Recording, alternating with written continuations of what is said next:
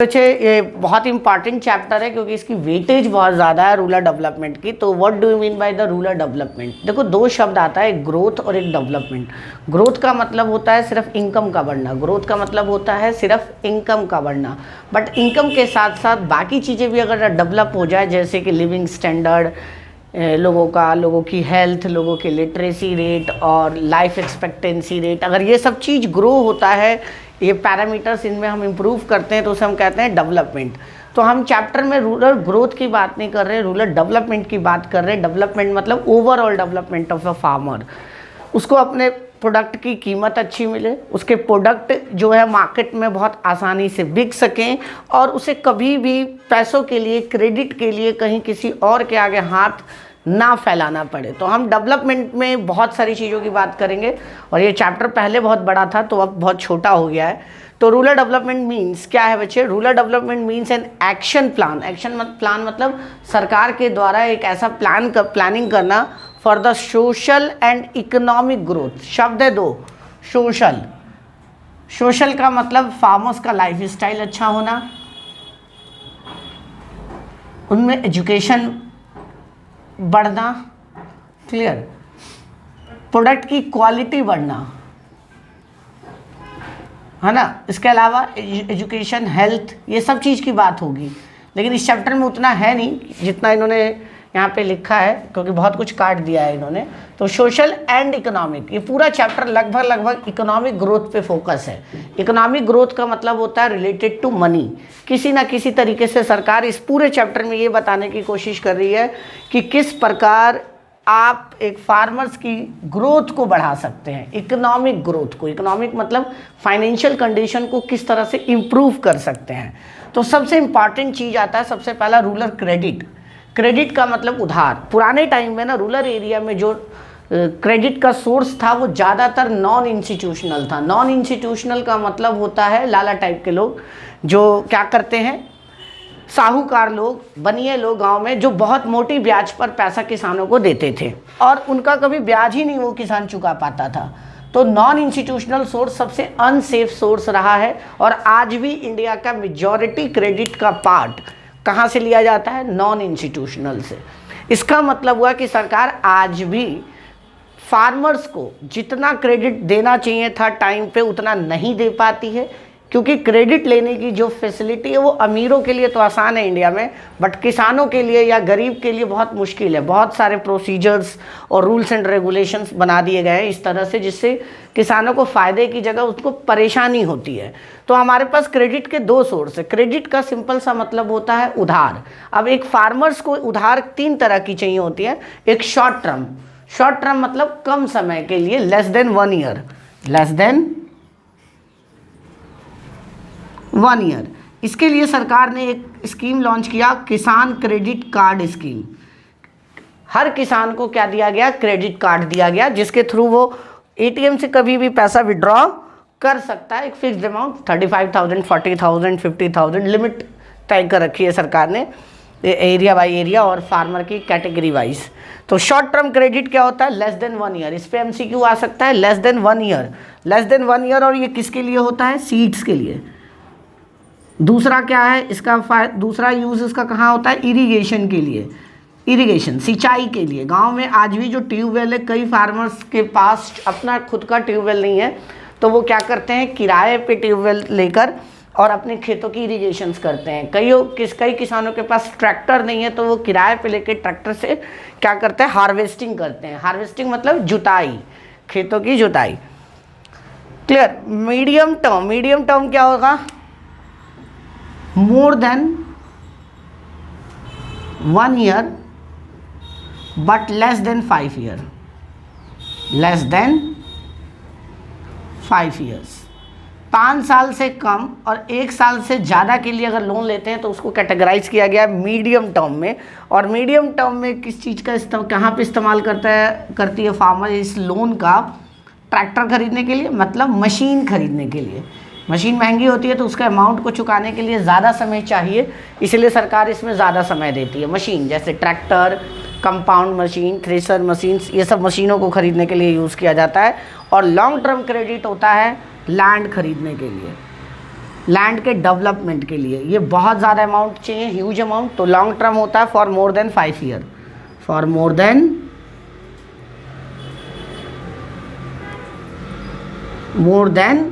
5 years. तो हम quick revision करेंगे। तो रूरल क्रेडिट कितने टाइप का है? 3 तरह का, शॉर्ट टर्म, मीडियम टर्म और long term. Short term less than 1 year, medium term 1 साल से ज़्यादा 5 साल से कम, और long term more than 5 year. वो ये भी पूछता है कि ये क्रेडिट आप कहाँ कहाँ पे इस्तेमाल करेंगे। तो शॉर्ट टर्म का इस्तेमाल सीड्स एंड इरीगेशन है ना। मीडियम टर्म का होता है मशीन या फेंसिंग। फेंसिंग का मतलब होता है खेत के चारों तरफ बाउंड्री कराना। और तीसरा जो है वो लॉन्ग टर्म, वो ज़मीन खरीदने के लिए या अनफर्टाइल लैंड को फर्टाइल लैंड बनाने के लिए, मतलब लैंड के डेवलपमेंट के लिए।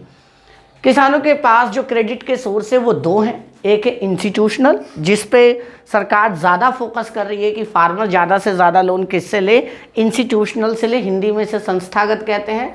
और दूसरा है नॉन इंस्टीट्यूशनल, मतलब गैर संस्थागत। इसमें क्या होते हैं? साहूकार लोग होते हैं, बनिए लोग होते हैं, जिनका मुख्य उद्देश्य सिर्फ लाभ कमाना, प्रॉफिट कमाना और हाइयर इंटरेस्ट रेट चार्ज करते हैं। तो इसकी पूरे चैप्टर में कहीं बात नहीं होगी, फिर भी इसकी बात नहीं होगी, फिर भी हमारे देश में लगभग 60% टोटल रूरल क्रेडिट का कौन देता है?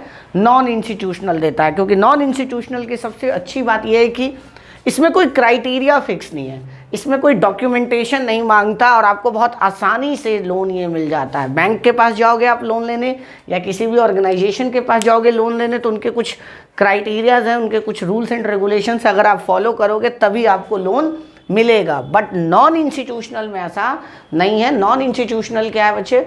बहुत ही क्या है, आसानी से मिलने वाला लोन है। तो पहला है इंस्टीट्यूशनल और दूसरा है नॉन इंस्टीट्यूशनल। इंस्टीट्यूशनल में पहला है कोऑपरेटिव सोसाइटी या कोऑपरेटिव क्रेडिट सोसाइटी। शब्द ध्यान से सुनना, कोऑपरेटिव क्रेडिट सोसाइटी। इसमें होता क्या है कि बहुत सारे लोग जो होते हैं ये आपस में मिलकर मिनिमम 10 लोग शब्द सुनना, क्योंकि कोऑपरेटिव बनाने के लिए, सोसाइटी बनाने के लिए मिनिमम कितने लोग चाहिए? 10 लोग, उससे ज़्यादा ही होते हैं इसमें। वो मिलकर क्या करते हैं? एक सोसाइटी बनाते हैं और वो किसानों को बहुत कम ब्याज पर लोन उपलब्ध कराते हैं। मतलब बैंकों से तो वो ज़्यादा चार्ज करते हैं लेकिन नॉन इंस्टीट्यूशनल से कम करते हैं। मेरी बात को फिर से सुनना, बैंक ब्याज सबसे कम लेगा, उसके बाद जो नंबर आता है वो कोऑपरेटिव का आता है, और तीसरे नंबर पे जो आता है वो किसका आता है? नॉन इंस्टीट्यूशनल का। मतलब महंगा सबसे ज़्यादा नॉन इंस्टीट्यूशनल देगा, उससे महंगा कोऑपरेटिव देगा, उससे सस्ता कोऑपरेटिव देगा, और उससे भी सस्ता आपको कौन देगा? बैंक देगा। तो कोऑपरेटिव क्रेडिट सोसाइटीज़ क्या है? लोगों की एक संस्था होती है, 10, 20, 50, 100 लोग मिलकर एक संस्था बनाते हैं और अपने में से पैसा इकट्ठा थोड़ा थोड़ा करते हैं और इकट्ठा करके फिर किसे देते हैं? फार्मर्स को थोड़े से ब्याज पे चार्ज करके उन्हें पैसा देते हैं। किसानों को क्या फ़ायदा होता है इससे ये फ़ायदा होता है कि उन्हें समय पे पैसा मिल जाता है, ब्याज कम लगता है उनको, और बहुत ये गांव में लोकल लेवल पे ये बनाया जाता है। ये बहुत बड़े लेवल पे या ऑल इंडिया के लेवल पे नहीं बनाया जाता कोऑपरेटिव सोसाइटी। उनकी जोग्राफिकल कंडीशन, उनकी सिचुएशन के अकॉर्डिंग ये बनाया जाता है। दूसरा है बच्चे state bank of India and other commercial bank. ये सबसे बड़ा हिस्सा यही रखती है इंस्टीट्यूशनल सोर्स में। स्टेट बैंक ऑफ इंडिया 1955 में इंडियन गवर्नमेंट ने बनाया था। कब बनाया था? 1955 में। बच्चे नेशनलाइजेशन ऑफ बैंक से पहले आपको एक थोड़ा सा मैं पीछे रिवाइज कराता हूँ। 1969 में बैंकों का नेशनलाइजेशन हुआ, ये इंदिरा गांधी ने किया, नेशनलाइजेशन ऑफ बैंक। इसमें क्या हुआ कि पहले जो थे बैंक वो गवर्नमेंट के रूल्स को मानते नहीं थे, गवर्नमेंट की पॉलिसीज़ को इम्प्लीमेंट नहीं करते थे। लेकिन बाद में क्या हुआ कि सरकार ने देखा कि जब ये रूल्स को फॉलो नहीं कर रहे हैं, एग्रीकल्चर पर्पस के लिए इन्हें लोन देने के लिए कहा जा रहा है तो वो लोन नहीं दे रहे थे, तो सभी बैंकों को उठा के उन्होंने क्या कर दिया? नेशनलाइज कर दिया 1969 में। नेशनलाइजेशन का सिंपल सा मतलब है कि बैंक को सरकारी बना दिया गया, सबके शेयर सरकार ने खुद खरीद लिए और उन सभी बैंकों को क्या बना दिया गया? सेंट्रल गवर्नमेंट के अंडर बना दिया गया। तो सरकार ने जो सबसे पहला बैंक बनाया 1955 में वो है स्टेट बैंक ऑफ इंडिया, और इसके 7 और बैंक बनाए, 7, जिसे हम 7 सिस्टर कहते हैं। वैसे अब वो आज सातों के सातों ख़त्म हो चुके हैं क्योंकि सातों को मर्ज कर दिया गया है स्टेट बैंक में। पहले आपने सुना होगा state bank of Bikaner and Jaipur, state bank of Hyderabad, state bank of Allahabad. इस तरह से इन्होंने 7 छोटे छोटे बैंक्स बनाए थे और इन सब को अब मर्ज करके एक स्टेट बैंक ऑफ इंडिया बना दिया गया। इन बैंकों का क्या होता है कि ये कमर्शियल बैंक होते हैं, तो हर इलाके में इनका ब्रांच होता है, ऑफिस होता है, रूरल एरिया में ज़्यादा है, और ये किसानों को लोन देते हैं। ये क्या करते हैं, किसानों को लोन देते हैं। तो ये एक बहुत बड़ा सोर्स है, लेकिन ये भी उतनी कुछ खास मात्रा में नहीं देते, क्योंकि इनका भी क्राइटेरिया है, उसी के बेस पे ये देते हैं। अगला बच्चे क्या है, नाबार्ड। इसका सबसे ज़्यादा रोल है। इसको बनाया सरकार ने 1982 में, और इस पर शॉर्ट नोट आ सकता है, केस स्टडी भी आ सकता है। नाबार्ड का पूरा नाम है national bank for agriculture and rural development. Bank का पूरा नाम क्या है, national bank for agriculture and rural development.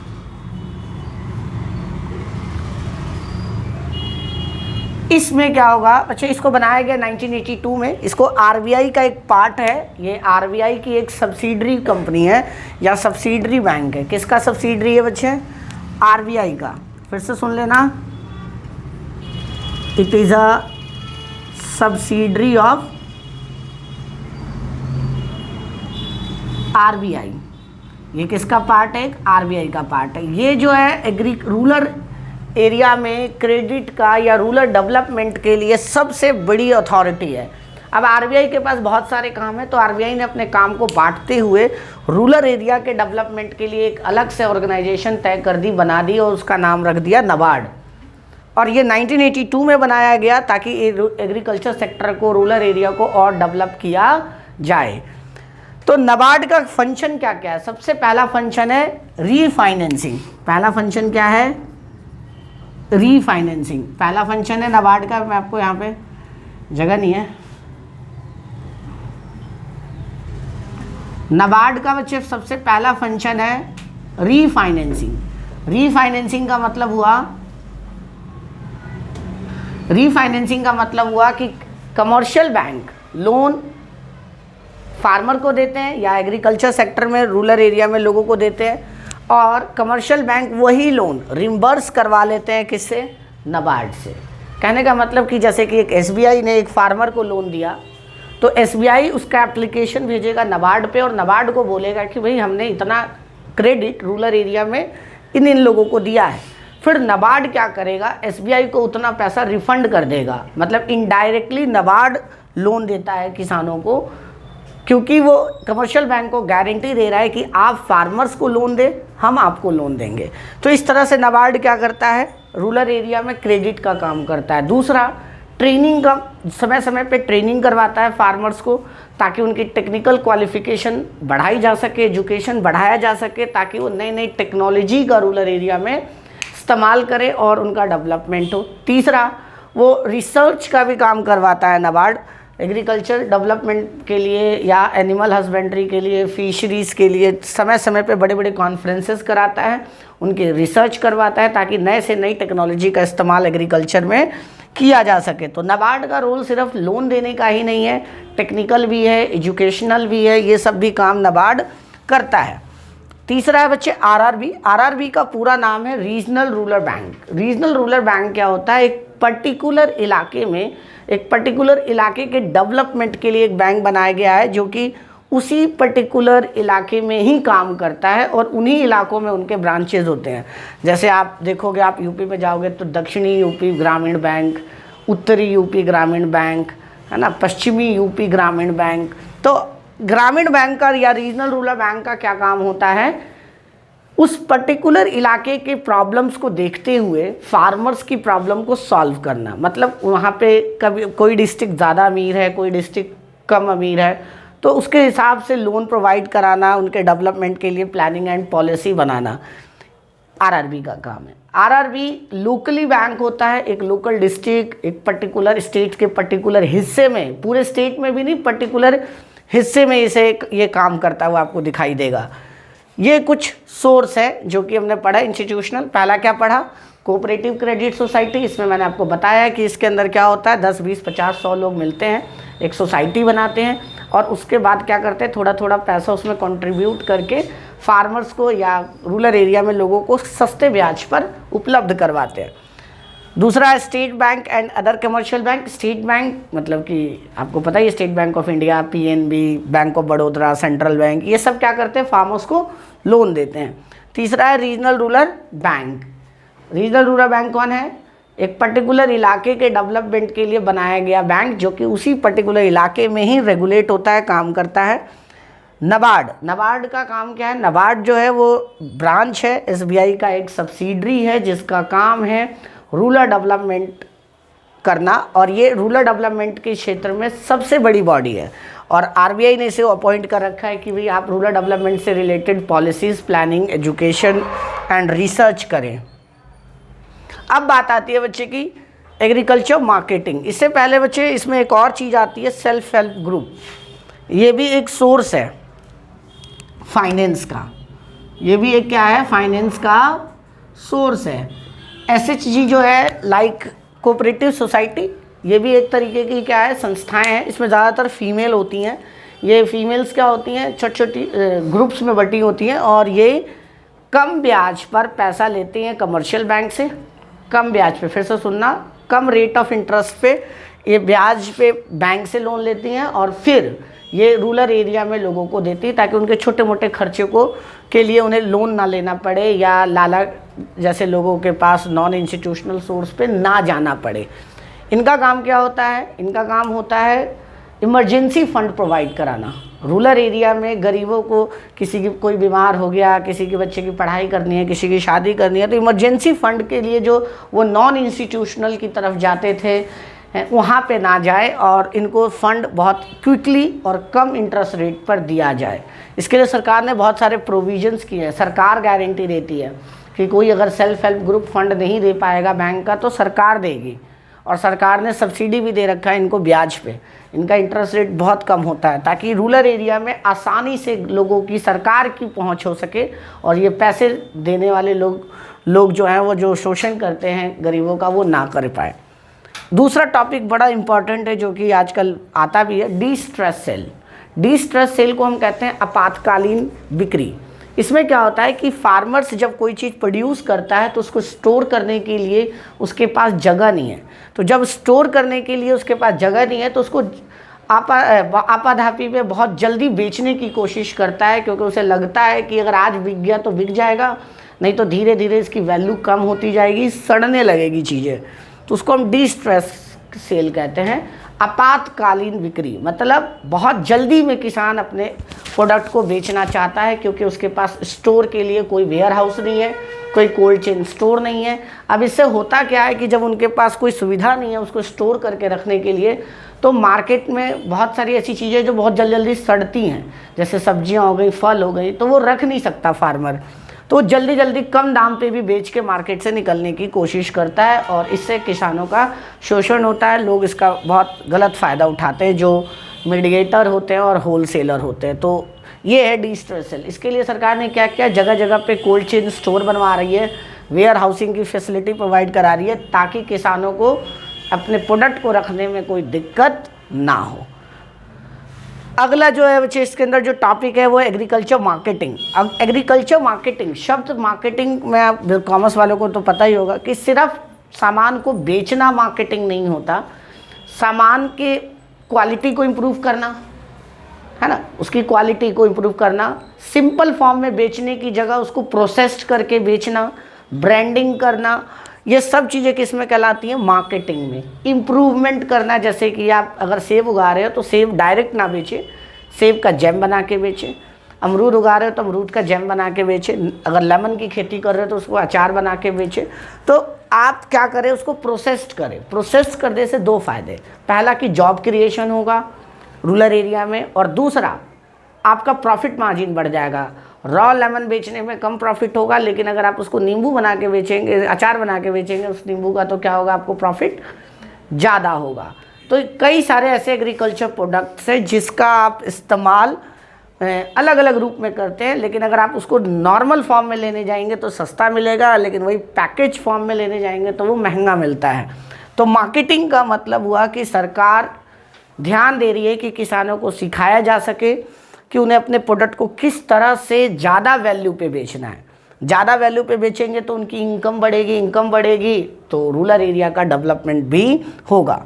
तो इसके लिए सरकार ने कुछ स्टेप्स उठाए हैं। पहला स्टेप्स उठाया है रेगुलेटेड मार्केट। पहले या अभी भी बहुत सारे ऐसे मार्केट हैं जो कि प्राइवेट सेक्टर के मार्केट्स हैं, जिसे हम मंडी कहते हैं, अनाज मंडी, सब्जी मंडी, फूल मंडी।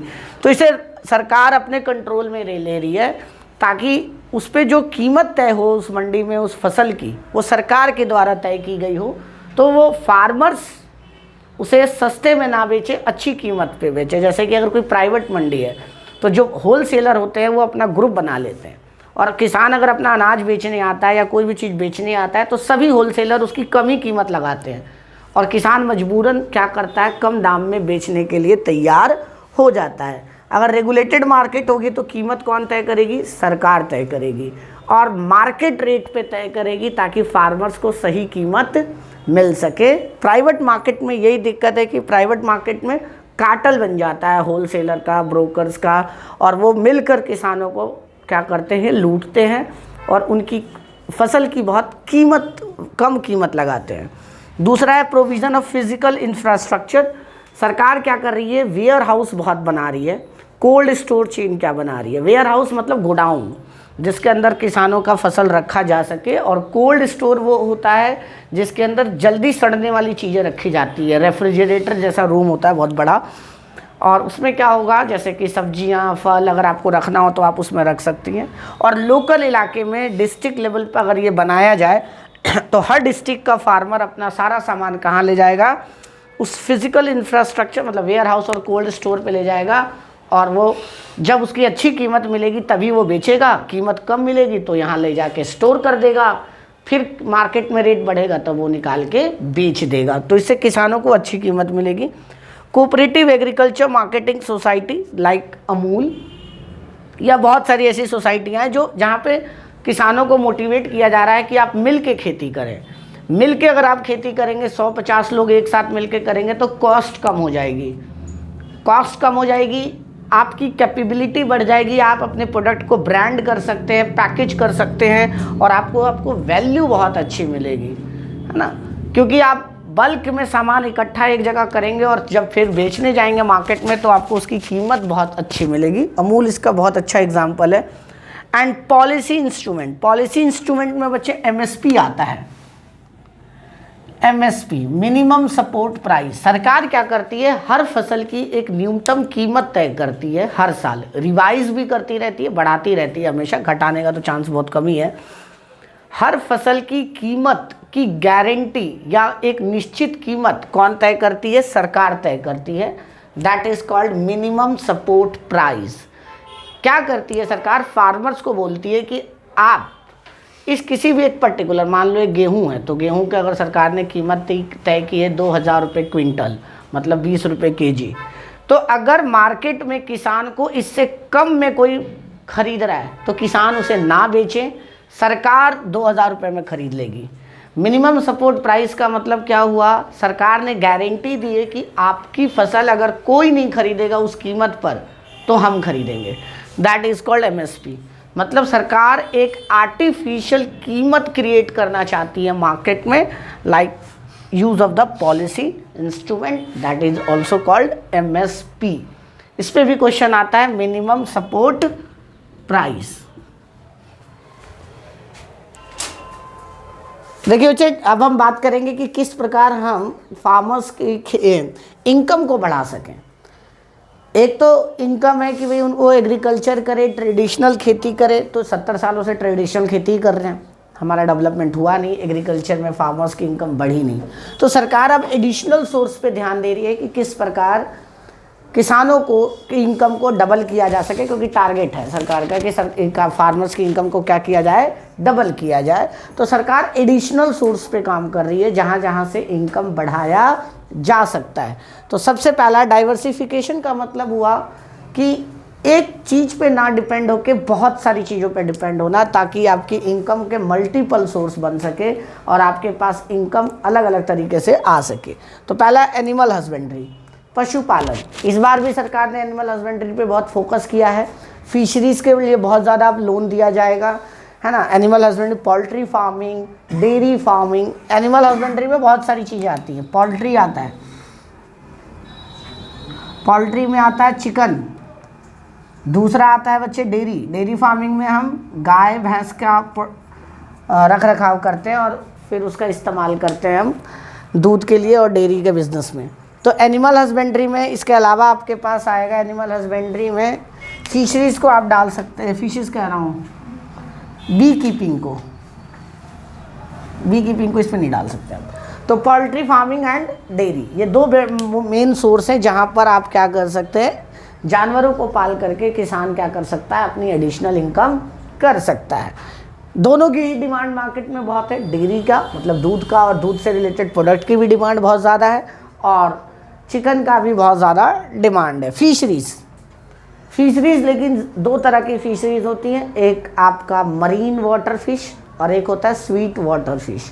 स्वीट वाटर फिश का क्या होता है कि आप एक अनफर्टाइल लैंड पे तालाब खुदवा दो और तालाब के अंदर मछली पालिए और फिर उस मछली को सेल करके आप अपनी इनकम का सोर्स बना सकते हैं। किसान ज़्यादातर इसे अनफर्टाइल लैंड पे करते हैं, जो कि उपजाऊपन जिसकी है ही नहीं, जिस पे कुछ भी नहीं उगता, उसके अंदर आप क्या पाल सकते हैं, मछली पाल सकते हैं।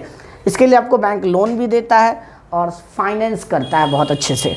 तीसरा बच्चे हॉर्टिकल्चर। हॉर्टिकल्चर के अंदर आता है फ्रूट्स एंड वेजिटेबल्स।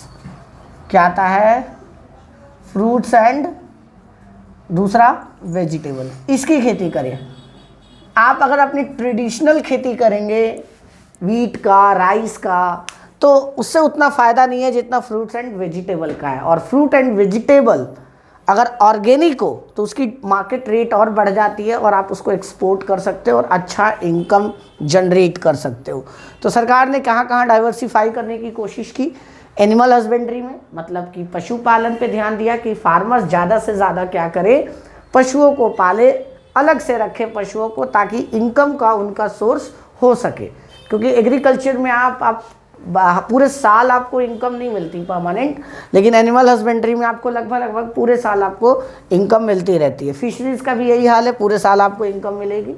और हॉर्टिकल्चर में फिर से सुन लो, फ्रूट्स एंड वेजिटेबल्स। इसके बाद भी बहुत सारे कल्चर होते हैं। सेरीकल्चर होता है। सेरीकल्चर में हम क्या करते हैं, रेशम की खेती करते हैं, रेशम के कीड़े को पालते हैं और वहाँ से फिर हम इनकम का सोर्स जनरेट करते हैं। तो ये हर इलाके में हर चीज़ पॉसिबल नहीं है ना। जैसे फिशरीज़ है तो फिशरीज़ ज़्यादातर आपको बंगाल या सी के कोस्टल इलाके में, जो समुद्री सीमा से रिलेटेड जो हमारे राज्य हैं, वहाँ पे फिशरीज़ का बिज़नेस बहुत ज़्यादा है। हॉर्टिकल्चर का बिज़नेस आपको पहाड़ी या जैसे जहाँ पे ठंड का टेम्परेचर बहुत ज़्यादा, वहाँ पे फलों की खेती की जा सकती है। तो ये हर जगह पॉसिबल नहीं है। अब गोवा में कहोगे सेब उगाना तो पॉसिबल नहीं है। तो ऑर्गेनिक फार्मिंग, ऑर्गेनिक फार्मिंग क्या है, ऑर्गेनिक फार्मिंग का मतलब होता है कि फार्मर्स अपनी खेती बिना इंसेक्टिसाइड्स और पेस्टिसाइड्स के करें। फिर से सुन लो, अगर फार्मर अपनी खेती बिना किसी केमिकल के इस्तेमाल के खेती करे तो हम क्या कहते हैं, ऑर्गेनिक। मतलब आपको केमिकल का इस्तेमाल नहीं करना है, जो भी चीज़ें इस्तेमाल करनी है, खाद इस्तेमाल करना है या कोई भी दवाइयाँ बनानी है, वो सब हर्बल होनी चाहिए, मतलब ऑर्गेनिक होनी चाहिए और ऐसी चीज़ों से बनी हो जो कि आपके सॉइल को ख़राब ना करे, आपके वाटर बॉडीज़ को ख़राब ना करे। तो ऑर्गेनिक फार्मिंग का सबसे बड़ा फ़ायदा ये है कि जो इससे प्रोडक्ट मिलता है उसकी क्वालिटी बहुत अच्छी होती है और क्वालिटी अच्छी होने की वजह से उसकी इंटरनेशनल मार्केट में डिमांड बहुत ज़्यादा है, कीमत बहुत ज़्यादा है और फार्मर्स उसे एक्सपोर्ट करके बहुत अच्छा पैसा कमा सकते हैं। इसका बहुत अच्छा एग्जांपल सिक्किम है। तो ऑर्गेनिक फार्मिंग के फ़ायदे क्या है, discard the use of the non renewable source. Non renewable source मतलब केमिकल। केमिकल का जब आप इस्तेमाल नहीं करेंगे तो इससे होगा क्या, आपकी जो मिट्टी की फर्टिलिटी है, उर्वरता है, वो कम नहीं होगी, बनी रहेगी। दूसरा, जब आप केमिकल का इस्तेमाल करते हैं तो वो केमिकल धीरे धीरे मिट्टी के सोर्स से नीचे जाता है और ग्राउंड वाटर को पोल्यूट करता है, तो वो नहीं होगा और जिसकी वजह से क्या होगा, आपकी जो फर्टिलिटी है लैंड की और पानी का जो क्वालिटी है वो बना रहेगा। इन्वायरमेंट फ्रेंडली है, पोल्यूशन नहीं फैलाता। तीसरा, सस्टेन सॉइल फर्टिलिटी, आपकी जो सॉइल की फर्टिलिटी है, उपजाऊपन है, वो बना रहेगा, कभी ख़त्म नहीं होगा, लॉन्ग रन में चलता है।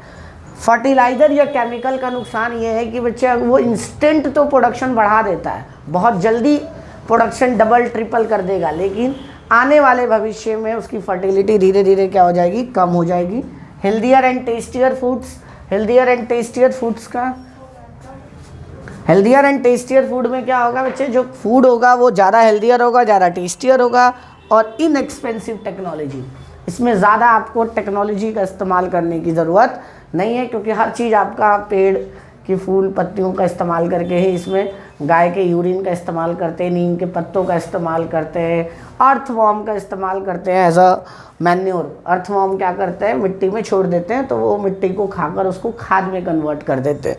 तो इस तरह का आप अगर इस्तेमाल करेंगे तो उससे उस पूरी खेती को क्या कहते हैं, ऑर्गेनिक फार्मिंग। और आज के टाइम में तो ज़्यादा ज़रूरी है, क्योंकि पोल्यूशन एक बहुत बड़ा प्रॉब्लम है हमारे पूरी सोसाइटी के लिए। तो ऑर्गेनिक फार्मिंग से जो प्रोडक्ट मिलता है वो हेल्दियर एंड टेस्टियर, ये सबसे इम्पॉर्टेंट पॉइंट है।